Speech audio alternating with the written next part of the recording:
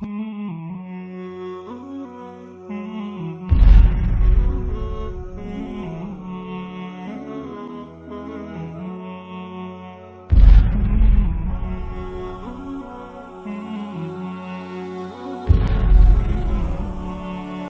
الشيطان الرجيم بسم الله الرحمن الرحيم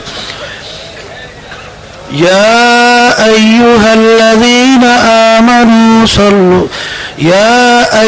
الذين آمنوا اذكروا الله ذكرا كثيرا وسبحوه بكرة وأصيلا صدق الله العلي العظيم।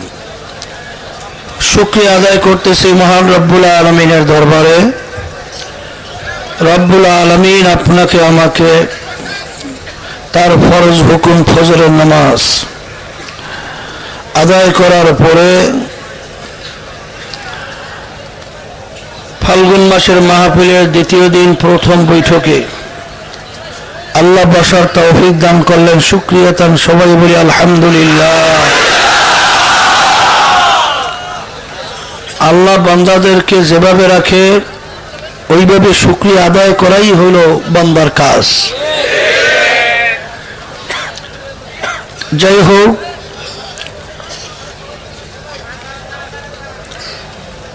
ফজরের নামাজের পরে সূর্য উদয়ের আগে সময়টা অত্যন্ত একটা মূল্যবান সময়।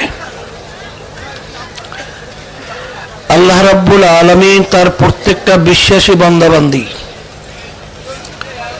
তাদেরকে আল্লাহ রাব্বুল আলামিন বলছেন, হে আমার বিশ্বাসী বান্দাবান্দিরা,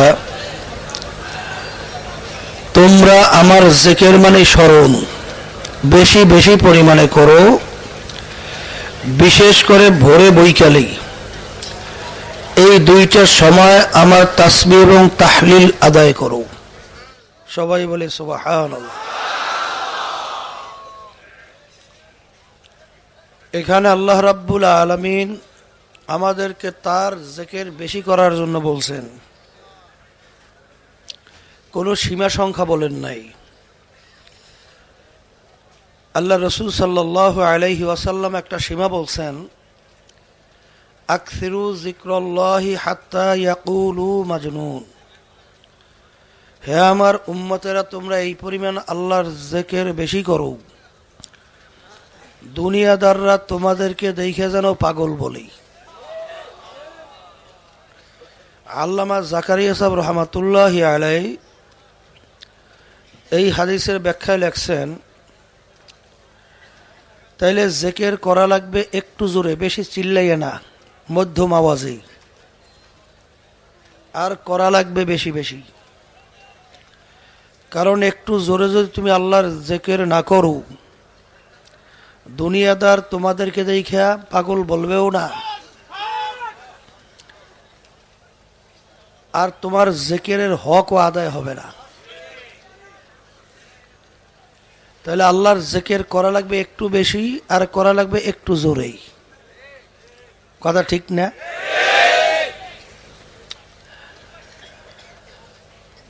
আল্লাহ রাব্বুল আলামিনের জিকির করলেই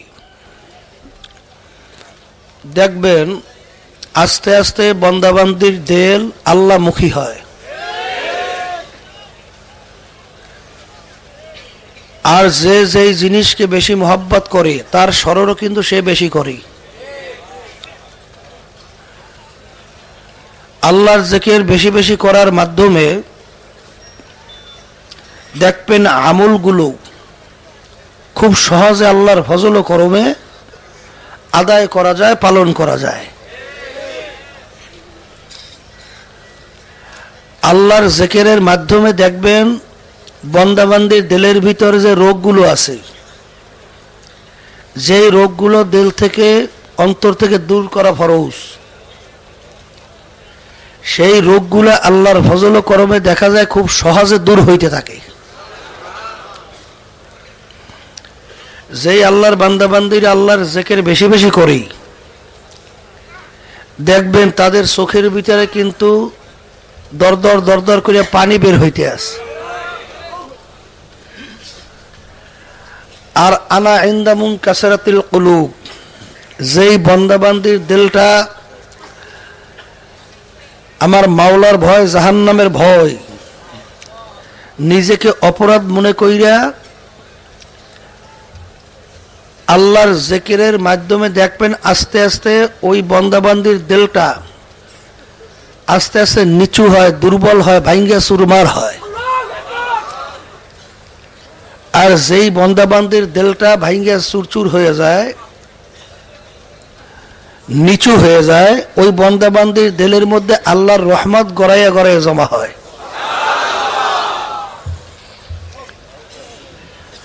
আল্লাহ রাব্বুল আলামিনের জিকিরের মাধ্যমে দেখবেন আল্লামা জাকারিয়া সাহেব রহমাতুল্লাহি আলাইহি যে উপকারিতা লেখছেন, তার ভিতরে একটা উপকার হইল যারা আল্লাহর জিকির বেশি করবে তাদের মউত ঈমান সহকারে হইবে। কারণ কুল্লু ইনাই ইয়াতারাশা বিমা ফিহি, যেই ভান্ডের ভিতরে যা থাকবে কাত করলে কিন্তু তাই পড়বে।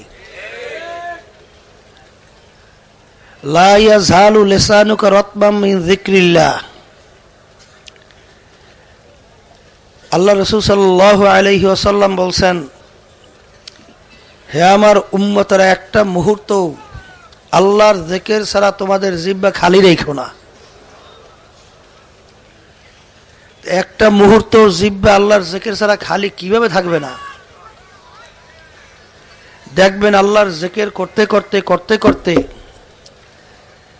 এমন একটা অবস্থায় বান্দাবান্দি পৌঁছে যায় যেটাকে সুলতানুল আসগর বলা হয়। সে ঘুমায় রয়েছে, কিন্তু দেখবেন অটোমেটিক জিহ্বাটা আল্লাহর জিকিরে চলতেছে। হঠাৎ দেখবেন একটা উঁচা জায়গায় বা কিছুতে ধাক্কা লাগিয়ে পড়ে গেছে, সে ইচ্ছে কইরে না, হঠাৎ তার জবান থেকে আল্লাহর জিকির বের হয়ে গেছে। এবং যারা নাকি জাকিরি, মৌতের পূর্ব মুহূর্তে দেখবেন আল্লাহর ভজল কর্মে তাদের জবান থেকে কলেমা বের হইতে আছে। আল্লাহর জিকিরের মাধ্যমেই দেখবেন শয়তান কলব থেকে দূর হয়। আল্লাহ রাসূল সাল্লাল্লাহু আলাইহি ওয়াসাল্লাম বলছেন, আশ-শায়তানু জাসিবুন আলা কলবি বানি আদম ফাইদা যাকারাল্লাহ খানাসা ওয়া ইযা গফালা ওয়াসওয়াসা। যেই বান্দাবান্দি আল্লাহর জিকির করে ওই জাকিরিনের কলবের ভিতরে শয়তান থাকতে পারে না। শয়তান কাজটা করে কি? আল্লাহ রাব্বুল আলামিন বলছেন, ইউওয়াসওয়িসু ফি সুদুরিন নাস মিনাল জিন্নাতি ওয়ান নাস। কলবের ভিতরে বৈশা শয়তান ওয়াসওয়াসা দেয়, বান্দাবান্দিকে গুনার ভিতরে লিপ্ত করায়। তাই যেই আল্লাহর বান্দাবান্দি আল্লাহর জিকির করে ওই বান্দাবান্দির কলবের ভিতরে শয়তান থাকতে পারে না। তাই শয়তান কলব থেকে ভাগাবার ঔষধ কি? আল্লাহর জিকির। কার জিকির? আল্লাহর জিকির। আল্লাহর জিকিরের মাধ্যমে শয়তান ভাইগে যায়। তাই শয়তান যদি ভাগেই, দেখবেন আস্তে আস্তে আস্তে আস্তে নফস দুর্বল হইতে থাকে। আর নফস তিন প্রকার: নফসে আম্মারা, নফসে লাওয়ামা, নফসে মুতমাইন্না। নফসে আম্মারা কাকে বলে? সব সময় গুনার দিকে তার খেয়াল, গুনার দিকে ঝোঁক, গুনাহ করতে ভালো লাগে। এরকম এক প্রকার লোক আছে না নাই? দেখবেন এক শ্রেণীর মানুষ সমাজের ভিতরেই কিভাবে আপনার যাত্রা গান, বেহায়াপনা, অশ্লীলতা এবং বিভিন্ন ধরনের অসৎ কর্মে সব সময় লিপ্ত থাকে। আর এক শ্রেণীর মানুষ দেখবেন তারা ওইটাকে বন্ধ করার জন্য চেষ্টা করে। আছে না? তা মানুষ তো দোনোজনই। একজন সমাজের ভিতরে যাত্রা সহ বিভিন্ন গুনার কাজের ভিতরে সব সময় মানুষকে উদ্বুদ্ধ করে, নিজেও লিপ্ত থাকে। আর এক শ্রেণীর মানুষ নিজে তো গুনার থেকে ফেরেই এবং অন্যজনকে গুনাহ থেকে ফিরাবার চেষ্টা করে। তাই যেই লোকটা দেখবেন সব সময় গুনার দিকে তার ঝোঁক, মনে করবেন ওর নফস হইল নফসে আম্মারা। তা আল্লাহর বান্দাবান্দি মুজাহাদা করতে করতেই, চেষ্টা করতে করতেই, কোরআনুল কারীম তেলাওয়াত, মৌতের মোরাকাবা, এইবার সাদিকিনদের সঙ্গী, বিভিন্ন ইবাদত, এইভাবে লিপ্ত থাকতে থাকতে আল্লাহর ফজল করমে এক সময় দেখা যায় ওই নফসে আম্মারা পরিবর্তন ঘইটা ওই নফসটা নফসে লাওয়ামায় পরিণত হয়। নফসে লাওয়ামা কাকে বলে? গুনাহ করার সময় চুপ থাকেই, বাধা দেয় না, কিন্তু যখন গুনাহ হয়ে যায় তখন দিলের ভিতরে একটা আফসোস তৈরি হয়, ব্যথা তৈরি হয়, যে হারে আফসোস, গুনাহটা করলাম কেন, গুনাহটা করলাম কেন। এই যে একটা ভিতরে আফসোস তৈরি হয়, এইটা হলো নফসে লাওয়ামা। আবার বন্দাবান্দিরা চেষ্টা করতে করতে করতে করতে এক সময় দেখা যায় ওই নফস পরিবর্তন ঘইটা ওই নফসে মুতমাইন্নায় পরিণত হয়ে যায়। নফসে মুতমাইন্না কাকে বলে?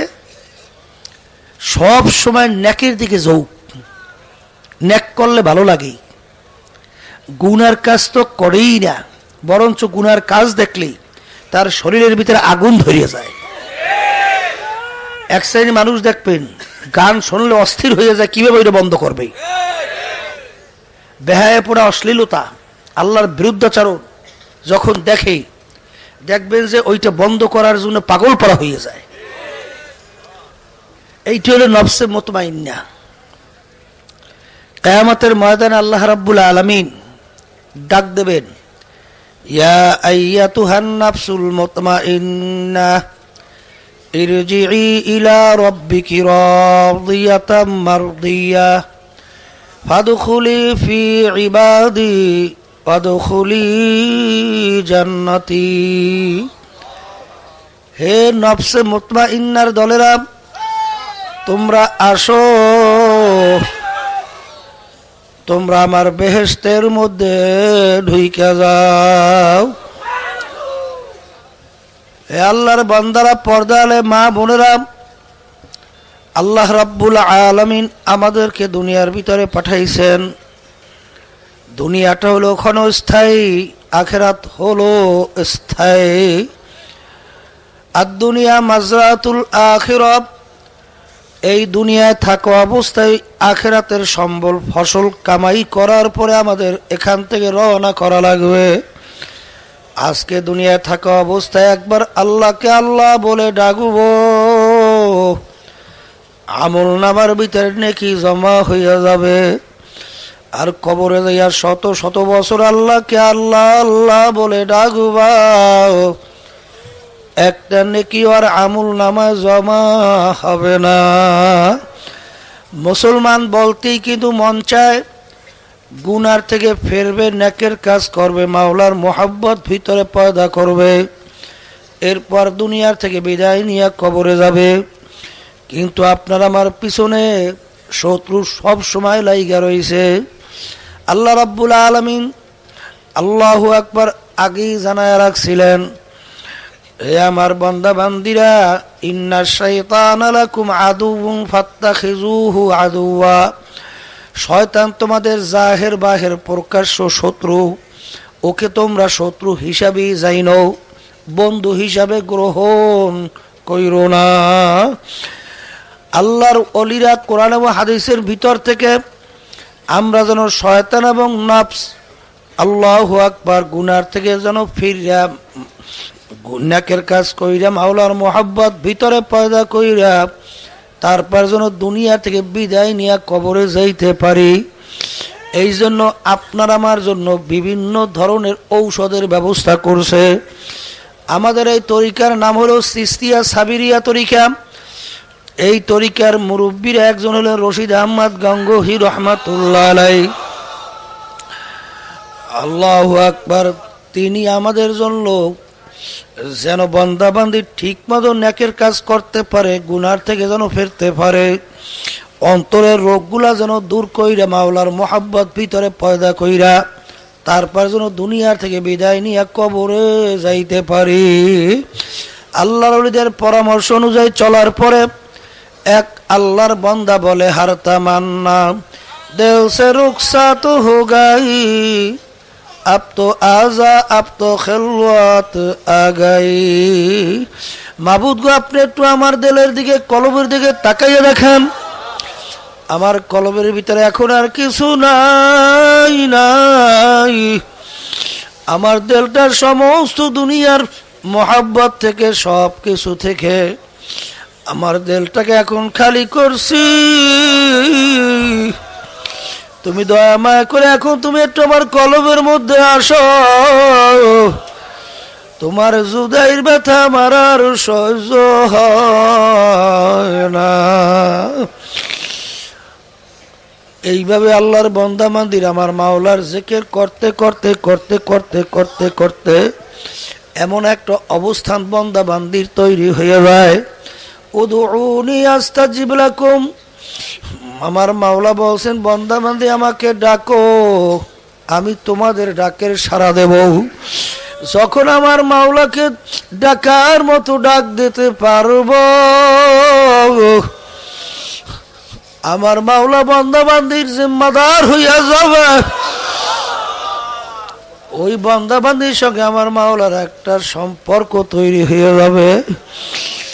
আরে তখন ওই বান্দা বান্দির দেখবেন চাল চলন কার্যক্রম, ওই বান্দা বান্দির হারাকাত সাকারাত, যেই কাজে আমার মাওলা খুশি ওই কাজ বান্দা বান্দি করে, যেই কাজে আমার মাওলা বেজার ওই কাজের কাছেও যায় না।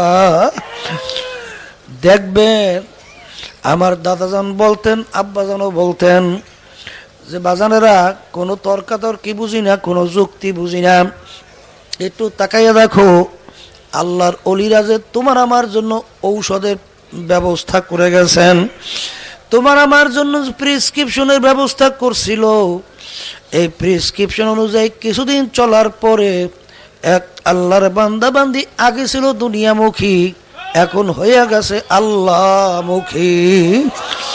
আগে সব সময় গুনার কাজের দিকে তার ঝোঁক ছিল, সব সময় তার গুনার কাজ করতে ভালো লাগতো, এখন তার কাছে গুনার কাজ ছাইরা নেকের কাজ করতে ভালো লাগে। আগে নামাজ পড়তো না, এখন তার নামাজ ভালো লাগে। আরে আগে বিভিন্ন হারামের ভিতরে লিপ্ত ছিল, এখন আল্লাহর ফজল ও করমে হারাম থেকে বাইচা গেছে। এই চরমনায়ের ময়দানে আসার পরে এক আল্লাহর বান্দা পুরাপুরি আমার মাওলা তাকে দিনের বুঝ দান করলো। আল্লাহু আকবার। এখন বাড়ি যাইয়া বিভিন্ন ধরনের আগে পরে চাকরির মাধ্যমে ঘুষ খাইয়া বিভিন্ন হারাম উপায়ে যে সম্পদ উপার্জন করছিল, সমস্ত সম্পদ আল্লাহর রাস্তায় দান করলো এবং সাধ্য অনুযায়ী যে জায়গা থেকে যেখান থেকে আল্লাহু আকবার ক্ষতিগ্রস্ত বিভিন্ন কায়দায় যার যার ক্ষতি করছিল সেইগুলো আস্তে আস্তে ফেরত দেওয়া শুরু করলো। আগে তার বুঝ ছিল না, এমন বুঝ আমার মাওলায় দান করছে। তখন ওই আল্লাহর বান্দাবান্দির জন্য দিনের পথে চলা সহজ হয়ে গেছে। এই জন্য আমার ভাইদেরকে বলবো, পর্দা আলে মা বোনদেরকে বলবো, আমার আব্বাজান প্রায় বলতেন বাজানেরা কোনো যুক্তি বুঝি না, বিভিন্ন ধরনের কোনো অত কথা বুঝি না, আমাদের কথা হইলো গুনার থেকে ফেরা লাগবে, আমার মাওলার হুকুম অনুযায়ী নিজের জীবনকে চালাইয়া দুনিয়া থেকে বিদায় নিয়ে কবরে যাওয়া লাগবে। এই কলবের ভিতরে আমার মাওলার মোহাব্বত জমাইয়া দুনিয়ার মোহাব্বত কমাইয়া আমার মাওলাকে রাজি খুশি কইরা দুনিয়া থেকে বিদায় নিয়ে কবরে যাওয়া লাগবে। কিন্তু আমরা চলি দুনিয়ার মধ্যে, দুনিয়ার কিছু মোহাব্বত তোমার আমার কলবের মধ্যে উঠতে চাবে। এই জন্যই দেখবে নৌকাওয়ালা নৌকা বানাইলে নৌকার ভিতরে একটা সেচের ব্যবস্থা থাকে।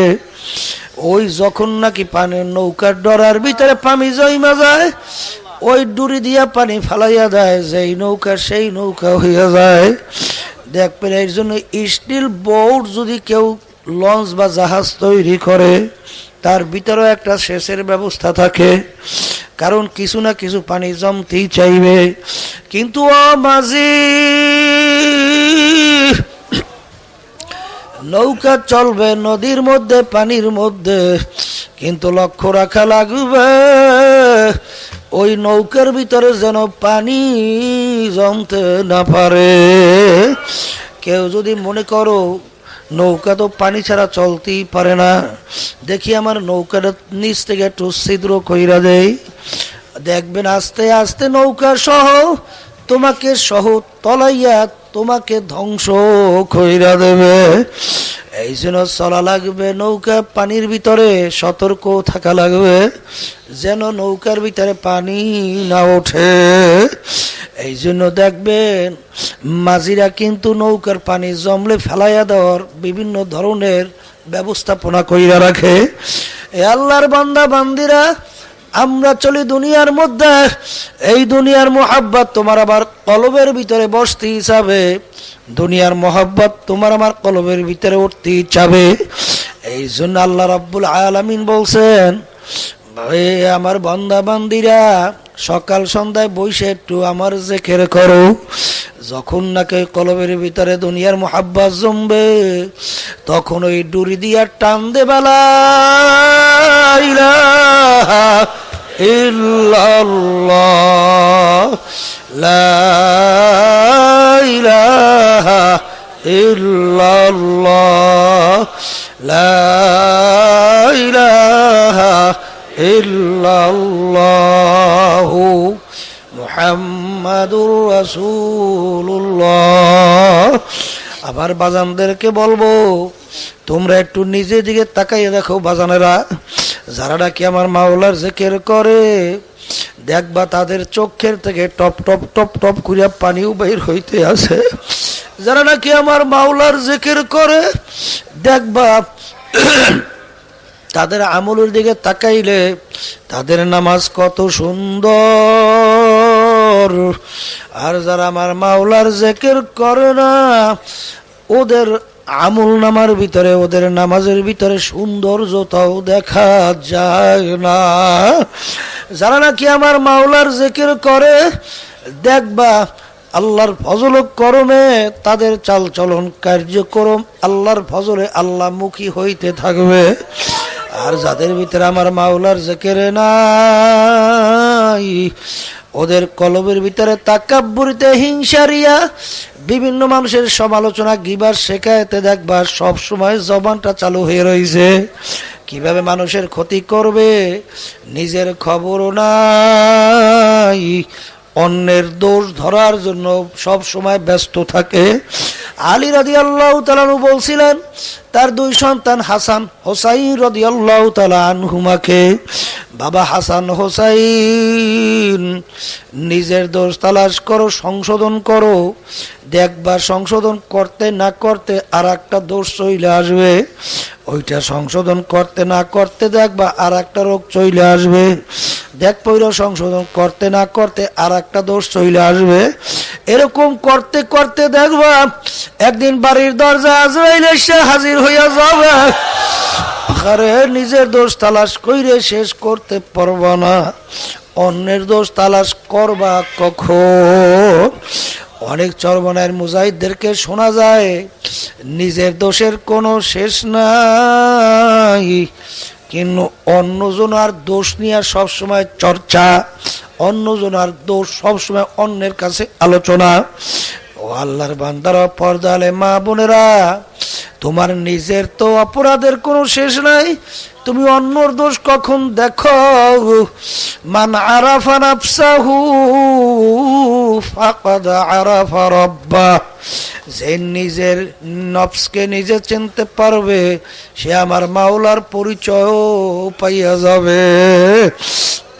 এই জন্য আমার ভাইদেরকে বলো, পর্দালে মা বোনদেরকে বলবো, যারা আমার মাওলার জিকির করে তাদের চোখেও কিন্তু দেখবেন পানি আসতে থাকবে। আর পানি এমন এক মহামূল্যবান সম্পদ। আল্লাহর হাবিব বলছেন, মান বাকা মিন খাশিয়াতিল্লাহ হারামাল্লাহু তিলকাল আইনা আলান নার, যেই চক্ষু আমার মাওলার ভয় কানবে ওই চক্ষুর জন্য জাহান্নামের আগুন হারাম হইয়া যাবে। আল্লাহ ইয়ালিজুন নারা মান বাকা মিন খাশিয়াতিল্লাহ হাত্তা ইয়াউদাল লাবানু ফিদ দার'i। যেই চক্ষু আমার মাওলার ভয় কাঁদবে ওই চক্ষু জাহান্নামে এরকম অসম্ভব হইয়া যাবে, যেরকম নাকি গাভীর বান্দের থেকে দুধ দোহাইয়া ওই বান্দের ভিতরে ঢুকানো যেরকম অসম্ভব, ওই আল্লাহর বান্দা বান্দিকে এরকম জাহান্নামে এরকম অসম্ভব হইয়া যাবে। আল্লাহ রসুল বলছেন ইবকু ইবকু ফাইল্লাম তাবকু ফাতাবাকু। হে আমার উম্মতরা কান্দ কান্দ, কান্না না আসলে কান্নার ভান ধরো। অন্য কোনো ইবাদতের ভিতরে ভান ধরা কিন্তু জায়েজ নাই, কিন্তু আল্লাহ রসুল বলছেন কান্না যদি না আসে একটু কান্নার জন্য নিজের চেহারাকে একটু ভেংসি দাও। আল্লাহু আকবার। কান্না এক মহামূল্যবান সম্পদ। আল্লাহর হাবিব বলছেন আল্লাহু আকবার আল্লাহু আকবার। যে কান্দা কান্দ, কান্না না আসলে কান্নার ভান ধরো। ফালিয়াদহাকু কালিলান ওয়ালিয়াবকু কাসীরা। আল্লাহ রাব্বুল আলামিন বলছে বান্দা বান্দীরা বেশি বেশি কান্দ, কম কম হাসো। আল্লাহ ও আল্লাহর বান্দারা, পর্দা আলে মা বোনেরা, আল্লাহর হাবিব সাল্লাল্লাহু আলাইহি ওয়াসাল্লাম অনেক সময় এমন ভাবে কাঁদতেন, হাদিসের ভিতর সে কান্নাহু তল্লুন, মনে হয় যেন হালকা বৃষ্টি পড়তে আছে। এই জন্য আমার বাসানদেরকে বলবো সাহাবায়ে কেরামদের ইতিহাস পড়লে দেখবেন আল্লাহ ওমর ফারুক রাদিয়াল্লাহু তাআলা আনহু মাওলার ভয় জাহান্নামের ভয়ে কানতে কানতে গাল মোবারকে দুইটা কালো দাগ পড়াইয়া ফেলাইছিল। লোকেরা বলে হুজুর কালো দাগ ভালো দেখা যায় না, ঔষধ লাগান ভালো হবে। তিনি বললেন সাথীরা, কিয়ামতের ময়দানে আমার মাওলা যদি জিজ্ঞাসা করে ওমর কি আমল তুমি আমার দরবারে নিয়ে আসছো, এমন কোন আমল আমি করতে পারি নাই যে আমল আমি মাওলার দরবারে দাঁড় করব। শুধু বলবো মাবুদ গো অন্য কোনো আমল আনতে পারি নাই, শুধু তোমার ভয় জাহান্নামের ভয়। কানতে কানতে গালে দুইটা কালো দাগ পরে নিয়ে আসছি, আর কোনো আমল আনতে পারি নাই। বাজানেরা, উসমান গনি রাদিয়াল্লাহু তাআলা আনহু হারে কবর দেখলে অনেক সময় এমন ভাবে কাঁদতেন, হারে অনেক সময় দাঁড়ানো অবস্থায় ঠাস করে বইসা পড়ত। সাথীরা জিজ্ঞাসা করলো হুজুর আপনি কবর দেখলে কেন অস্থির হইয়া যান? বলেন ও আমার সঙ্গীরা, আখিরাতের যেই কয়টা ঘাটি আছে তার প্রথম নম্বর ঘাটি হইল কবর। ওই কবরে যার সঙ্গে ভালো ব্যবহার হবে সামনের ঘাটিতেও ভালো ব্যবহারের আশা করা যায়, আর এই কবরে যার সঙ্গে খারাপ ব্যবহার হবে সামনের ঘাটিতে ভালো ব্যবহারের আশা করা যায় না। এই জন্য আমি কবর দেখলে সহ্য করতে পারি না। বাবার আব্বাজান রহমাতুল্লাহ আলাইহি প্রায় বলতেন যেই মামলার তদবির নাই ওই মামলারও কিন্তু খালাস নাই। মরার আগে মরা লাগবে, হিসাব দেওয়ার আগে হিসাব নিজে কষাইয়া মিলাইয়া কবরে রওনা করা লাগবে। যেই মামলার তদবির নাই ওই মামলারও কিন্তু খালাস নাই।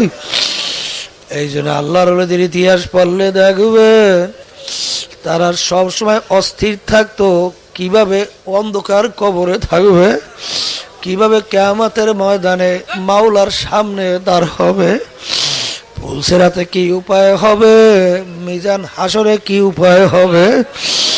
যেই মামলার তদবির নাই ওই মামলারও কিন্তু খালাস নাই। আল্লাহু আকবার, আল্লাহু আকবার। দুনিয়ার যে কোনো কাজের ভিতরে তোমার যদি চিন্তা চেষ্টা না থাকে ওই কাজের কিন্তু কোনো ভালো ফলাফলের আশা করা যায় না। ও দুনিয়ার পাগল আমার বাবারা, আরে যারা নাকি কবরে যাবা মরবা তারা আগে চিন্তা করো যে ওই কবরে আমার কি উপায় হবে, কিয়ামতের ময়দানে আমার কি উপায় হবে, হাসরে মিজানে আমার কি উপায় হবে।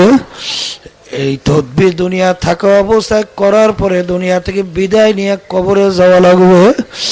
আল্লাহর ওলিদের ইতিহাস পড়লে দেখবেন তারা মাওলার ভয়, জাহান্নামের ভয়, কিভাবে পেরেশান ছিল, কিভাবে নিজেকে নিজে বিলীন করত, নিজেকে নিজে ছোট মনে করত।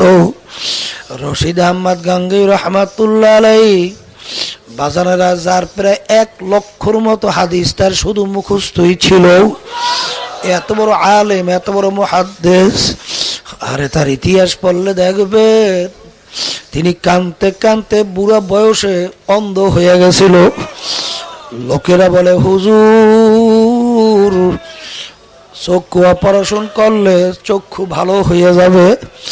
তখন তিনি বলেন সাথীরা চক্ষু অপারেশন করলে আমার নামাজ কাজা হয়ে যাবে, নামাজ কাজা করে ওই চক্ষু আমার লাগবে না।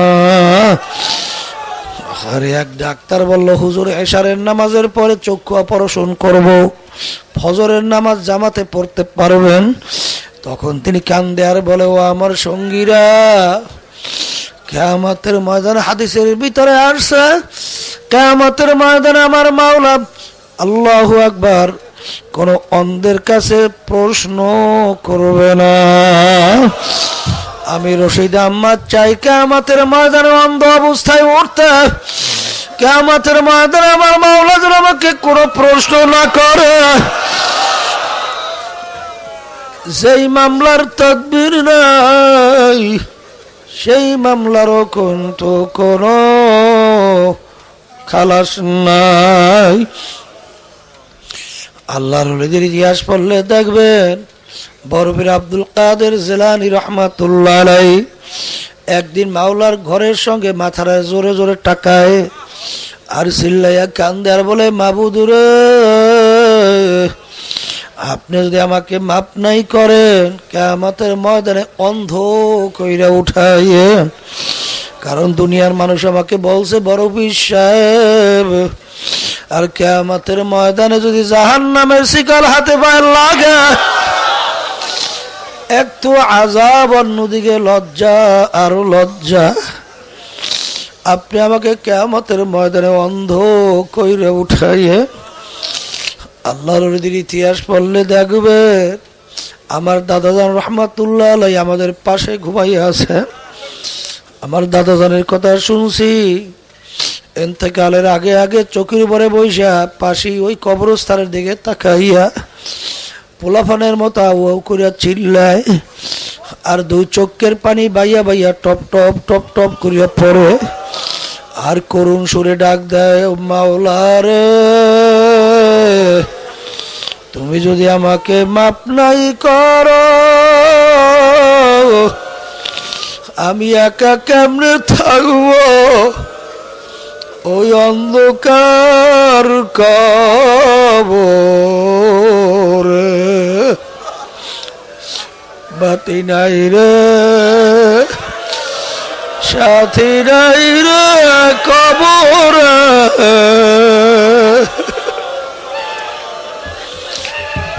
ও আমার বড়লোক বাবারা, ও আমার পর্দার আড়ালের মা বোনেরা, কোন দুনিয়ার পিছনে পড়ছেন, কোন আরামের পিছনে পড়ছেন, একটু মাঝে মধ্যে মুরাকাবা করেন।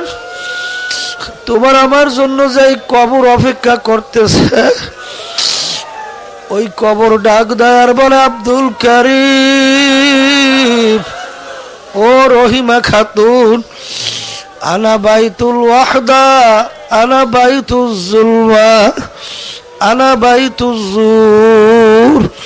আমি একাকির ঘর, আমি অন্ধকারের ঘর, আমি পোকা মাকড়ের ঘর। আল্লাহু আল্লাহ।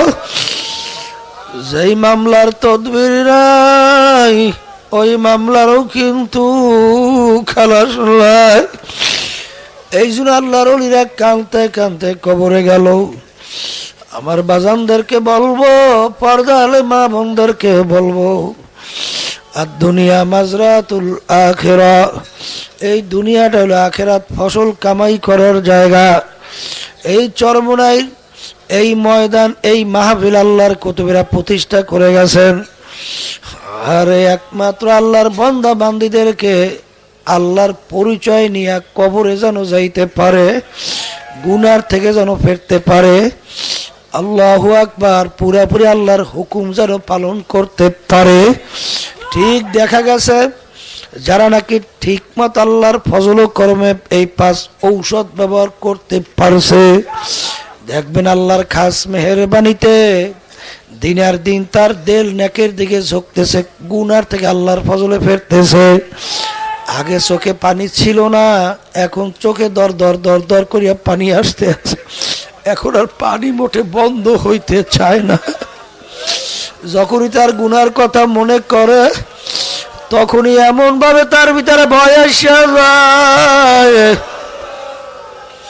যে খোদা না কাছটাই গুনার কারণে আমার মাওলা যদি জাহান্নামের আগুন আমার, আল্লাহু আকবার আল্লাহু আকবার, জাহান্নামের আগুন যদি আমার শরীরে ধরে যায় তখন আমার কি উপায় হবে?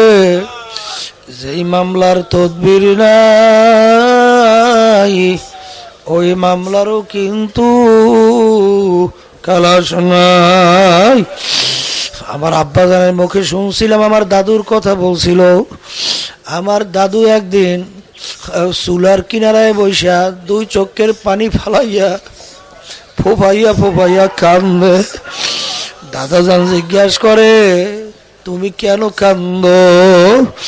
তখন দাদু বলতেছেন, চুলার ভিতরে যখন লাকড়ি ঢুকাইছি, লাকড়ির মাথার ভিতরে যখন আগুন ধরিয়া গেল, ওই আগুনের তাসিরে লাকড়ি গুঁড়া দিয়ে লাকড়ির রসগুলো পসপস পসপস করে বের হইতে আছে। ওই অবস্থা দেখে আমার কবরের কথা মনে পড়িয়া গেল। খোদার আকাশ না, কবরে যদি আমার শরীরের ভিতরে আগুন ধরিয়া যায়, এরকম 360টা জোড়া দিয়ে পস পস পস পস করে হাড্ডির রসগুলো বের হইতে থাকবে। এই কবরের ভয় আমি কান্দি।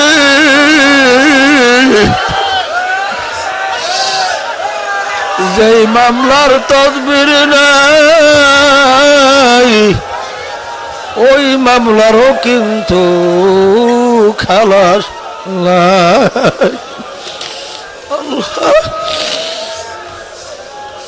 ও আল্লাহর বান্দারা, কবরের যাত্রীরা, কবরের দুনিয়া কিন্তু ক্ষণস্থায়ী, দেখতে না দেখতে শেষ হইয়া যায়। এই ফজরের নামাজের পরেও আমার ভাই আসছিল মাহফিলে, জানাজা নামাজ পড়াইয়া বিদায় দিয়ে দিল, আর কোনদিন আসবে না। এই যে দুনিয়া থেকে বিদায় নিয়ে গেল, খবর হয়ে গেল নাই নাই আর কোনদিন আসবে না। চিরতরে দুনিয়ার বাতি নেই গেল, আর কোনদিন আসবে না। ও মুসাফির বান্দ গাঠুরি বহুদূর ঠিকানা, আজ বিজানা কাল বিজানা কবর আখের ঠিকানা। ফাসাও ফাতার ইদিন কাশাফাল গুবার, আফারাসুল তাহতার জুলকা মেহমারো। যেই মামলার তদবির ওই মামলারও কিন্তু খালাস নাই। একদিন ফজরের পরে খাদিজাতুল কুবরা রাদিয়াল্লাহু তাআলা আনহা ফুফাইয়া ফুফাইয়া দু চোখের পানি ফালাইয়া কান্দে। ফাতেমা রাদিয়াল্লাহু তাআলা আনহা আল্লাহ রাসূলকে বলেন, আব্বাজান আম্মাজান কান্দে। আল্লাহর হাবিব যাইয়া বলেন, খাদিজা তুমি কেন কান্দো? কলে ইয়া রাসূলুল্লাহ ইয়া হাবিবাল্লাহ, দুনিয়ার ভিতর আমি খাদিজা যদি কোনো বিপদের মধ্যে পড়ে যায়, আমাকে উদ্ধারের জন্য, বিপদ থেকে বাঁচাবার জন্য আপনি দৌড়ে আসেন, আমার মেয়ে ফাতেমা দৌড়ে আসে, অন্য অন্য আত্মীয় স্বজন দৌড়ে আসে। ইয়া রাসূলুল্লাহ ইয়া হাবিবাল্লাহ, আজকে দুনিয়ার ভিতরে আমার সবাই দৌড়ে বিপদ উদ্ধারের জন্য আসে, কিন্তু আমি খাদিজা যদি কবরের ভিতরে বিপদে পড়ে যায়,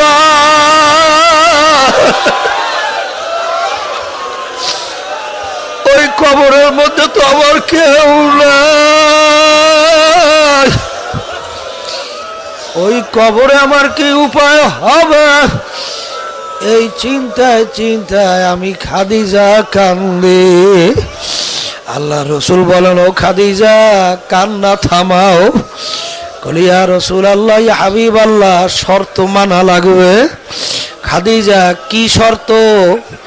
কলে হুজুর আমি যখন দুনিয়ার থেকে বিদায় যদি হইয়া যাই, আপনার জামা মোবারক দিয়ে আমার কাপড়ের কাফন পরানো লাগবে, কারণ আপনার জামা মোবারক যদি আমার শরীরের সঙ্গে লাইগা থাকে, কবরের মাটি আমার শরীরের ভিতরে চাপ দিতে পারবে না। ইয়া রাসূলুল্লাহ ইয়া হাবিবাল্লাহ, আমি খাদিজা যখন যদি কবরে যাই, কবরের প্রশ্নের উত্তর দেওয়া লাগবে। খাদিজাতুল কুবরা রাদিয়াল্লাহু তাআলা আনহা যখন বিদায় নিয়ে কবরে গেল, আরে কবর দেওয়ার পরে সবাই তার যার যার কাজে যায়। আল্লাহর হাবিব কবরের পাশ থেকে যায় না, কবরের পাশে অপেক্ষা করে। কবরে খাদিজার কি অবস্থা দেখে, কবরে কোনো শব্দ নাই, কোনো প্রশ্নের উত্তর নাই, ব্যাপার কি? আল্লাহ রাব্বুল আলামিন ডাক দিয়ে বলে, হাবিব গো, আপনি অপেক্ষা করেন, খাদিজার কবরের প্রশ্নের উত্তর দেবেন। লাগবে না, লাগবে না, আমি স্বয়ং রব্বুল আলামিন খাদিজার প্রশ্নের উত্তর দিয়ে দিলাম। খাদিজার প্রশ্নের উত্তর লাগবে না। যেই মামলার তদবির নাই, ওই মামলারও কিন্তু খালাস নাই। এই জন্য আমার বাজানদেরকে বলো, পর্দা আলে মা বোনদেরকে বলবো, বাজানেরা কোন দুনিয়ার মোহের ভিতরে পড়ছো বাজান? আল্লাহু আকবার। আসলে দিল তো ফেরতে চায় না, দুনিয়ার মোহাব্বত থেকে বাঁচা বড় কঠিন রে বাবা, বড় কঠিন, বড় কঠিন। এই জন্য আল্লাহর ওলিরা তোমাদের আমাদের জন্য কোরআন এবং হাদিসের ভিতর থেকে বিভিন্ন ঔষধের ব্যবস্থা করছে। আমার আব্বাজান বলতেন, ঠিক মতো যদি আদায় করতে পারো, আল্লাহর রহমতের ভরসা করে বলতে পারি, শয়তান এবং নফস তোমাদেরকে গুনার কাজের কাছেও নিতে পারবে না। আমার দাদাজান বলতেন, যদি ঠিক মতো আদায় করতে পারো, আল্লাহর রহমতের ভরসা করে বলতে পারি, যদি শয়তান এবং নফস তোমাদেরকে গুনার কাজে তো নিতে পারবেই না। যদি কোনো পরিবর্তন না আসে আমাদেরকে গালি দিও, কিন্তু আজ পর্যন্ত আল্লাহর কুতুবদেরকে কেউ গালি দিতে পারে না।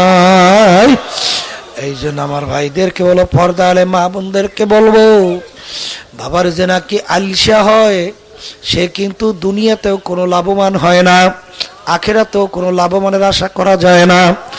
যারা নাকি আলসামি কইরা ঠিক মতো দুই বেলা আমার মাওলার জিকির করেন না, তাইলে কিন্তু দেখবেন আস্তে আস্তে আস্তে আস্তে শয়তান কিন্তু কলবের ভিতরে বৈশা জায়গা কইরা নেবে এবং নফসের ভিতরে ধোকা দিয়া গুনার ভিতরে লিপ্ত করাইবে।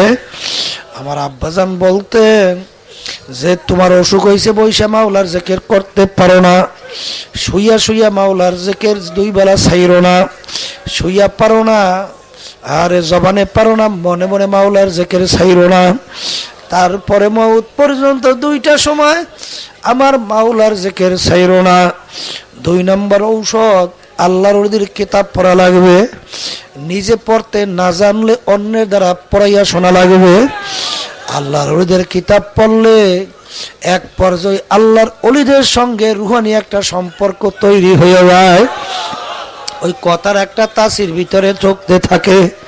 মহিলাদের জন্য এই 2 ঔষধ, সকাল সন্ধ্যা আল্লাহর জিকির, আল্লাহর ওলিদের কিতাব পড়া। 3 নম্বর ঔষধ সাপ্তাহিক হালকা জায়গায় তালিমে থাকা লাগবে। 4 নম্বর ঔষধ মাসিক ইস্তেমায় কষ্ট করে সব গুজারি থাকা লাগবে।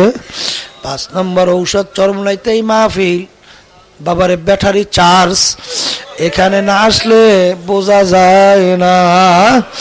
দেখবেন এই মাঠে আসার পরই আল্লাহর ফজল ও করমে এই মাঠের ভিতরে আল্লাহ এমন একটা তাসির রাখছে, এখানে না বসলে বোঝানো যায় না। এখন আমরা সবাই অল্প সময়ের জন্য খেয়াল সহকারে আমার মাওলার জিকির করব। যখন লা ইলাহা ইল্লাল্লাহ জিকির করব, জবানে বলবো লা ইলাহা ইল্লাল্লাহ, দিলে দিলে মানা খেয়াল করবো আল্লাহ বাদে কেহ মাবুদ নাই। যখন জিকির করব ইল্লাল্লাহ ইল্লাল্লাহ ইল্লাল্লাহ, কলবের উপরে ঘুম ঘুম করে ধাক্কা দেব, আমার কলবে আল্লাহই আছে। যখন জিকির করব আল্লাহ আল্লাহ আল্লাহ, খেয়াল করো নাক এবং কপালের মাঝখানে ঠালা জায়গা, সেই আমার মাওলা বলতেছেন বান্দা আমাকে বলাও কা লা ইলাহা ইল্লাল্লাহ।